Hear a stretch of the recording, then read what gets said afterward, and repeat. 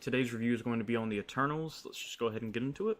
The plot for this movie is actually a good plot, but the fact that it has to span so many years, again, these are the Eternals, so most of their plots, I think, at least their origin story is going to have to, because that's kind of like their thing, is that they've been here for a while and they will be here for a while, and they view things on a larger, grander scale. And this movie really kind of gets that grander scale. It comes across very well to me, especially with Arishem and just the ideas of Celestials in general. I just feel like they kind of nailed the plot element of this. Again, it's brought down a little bit by what I'm about to talk about in a minute. I guess I'll just go ahead and get into it because it's relevant, which is the dialogue. And while I've revealed the dialogue, I'm also going to go ahead and reveal the acting. So, because again, these are correlated most of the time.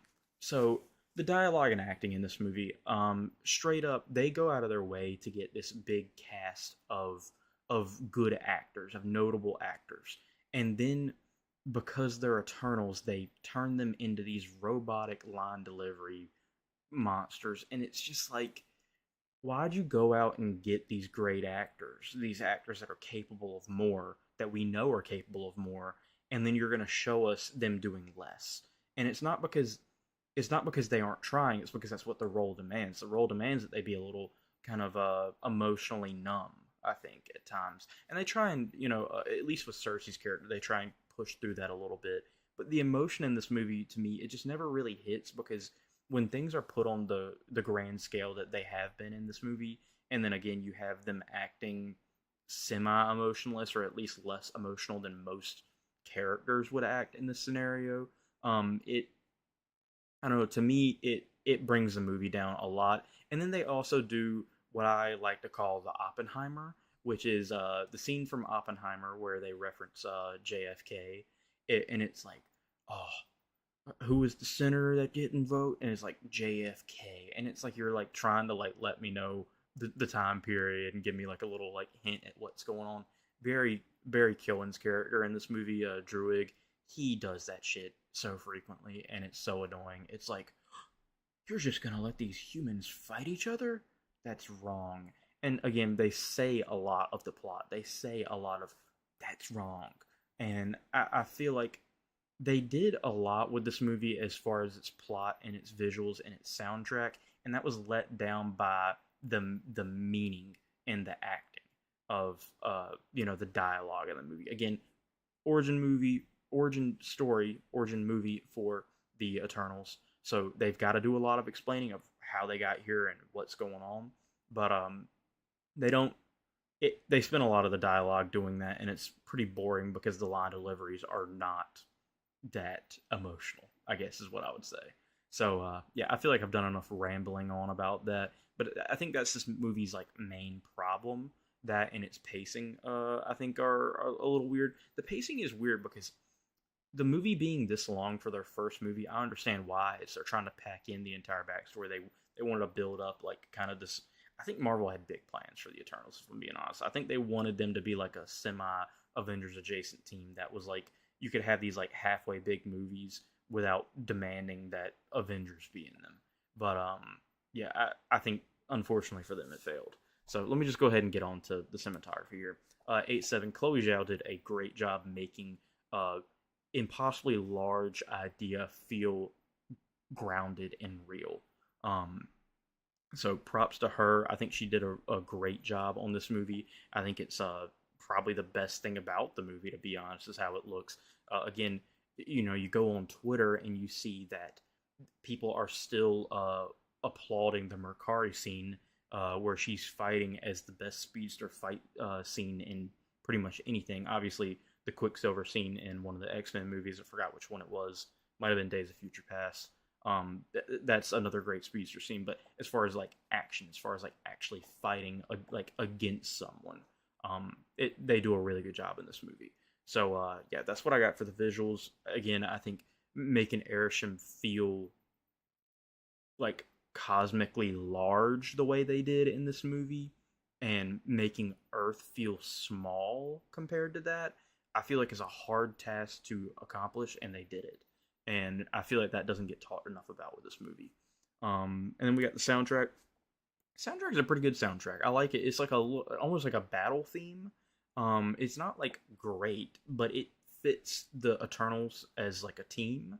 And honestly, I could have done with more original soundtrack in this movie. I could have done with more music, I think, too. So yeah, shout out the soundtrack too. Then we're gonna go into the bonus ratings, but I also just kind of want to briefly talk about this movie. So the comedy I've got at an 8. They again do a base job in these movies of attempting comedy. A lot of shots put up, and a lot of them don't hit. But in this movie, not enough miss for me to call it bad. The world building 8-2. Again, I put this in the same like area as Shang-Chi because it's adding a new element to the world, a significant element to the world. But instead of it being another world like it is Tai Lo in Shang-Chi, in this movie is expanding on the known world that we have. I feel like they actually did a pretty good job with the world building in this later phase of the MCU with Tai Lo, with going back and kind of letting us know about like what the history of this MCU Earth looks like, and then also Tai Khan in Wakanda Forever. I feel like they did a pretty good job of that. It's just the problem is the multiverse part of it. Pretty much the movies that aren't these movies, they didn't do a great job with. So yeah, the characters in this movie 8. That's really I think what this movie really suffers from is that it's got so many characters and none of them really shine that bright. Um, when you have these Avengers type movies, you have to really get the character element of it right, and this movie doesn't do that, unfortunately. And it's got such a long runtime, and we find out kind of so little about these characters, and you don't really get an in-depth look on anybody outside of Cersei and Icarus. So I don't know. I guess I think I gave it an 8 because they still tried with the characters. They still had a lot going on, but again, it doesn't really go that deep with anybody but Cersei, Icarus, and I'll throw Athena in there too. So yeah, the action in this movie I have it at 8.6. Again, they did a lot of the action scenes in this movie well. I don't really know what the problem is with it. The problem, I guess, is that it's a little bit too much like DC action where it's just everybody is extremely strong, extremely fast, extremely powerful. I think I'm getting a bunch of text right now. Sorry if you're hearing that. But yeah, anyway, I think it suffers a little bit from DCism where it's just trying so hard for everybody to be so powerful, and I think you lose interest when you do that. So this movie for me gets a lot higher rating than it did for most people with a 7.6. I truly believe this movie is one of the more overhated movies in general. Uh, Originally, this movie got review bombed because it had a gay kissing scene in it. Grow up if you're doing that. You're a childish human being and you need to seek internal growth. Um, Outside of that, I think the reason people didn't like this movie is mainly the pacing of it, how long it takes to get to a ultimately underwhelming finale. But I really think this movie gets a lot more hate than it deserves. There were a lot of concepts in here that were hard to pull off, and they pulled them off.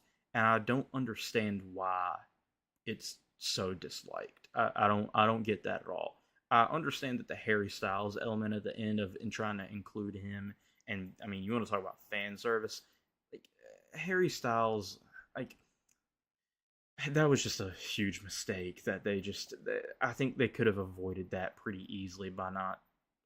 I don't like the idea of casting people who are not really actors. I get he's acted before in Dunkirk, but I'm not a fan of that. And yeah, so anyway, that's I know it's kind of a dull ending to it, but I feel like I've said a lot about this movie already. So yeah, that's what I think of Eternals. Let me know what you guys think of Eternals. Thank you guys for watching, and peace.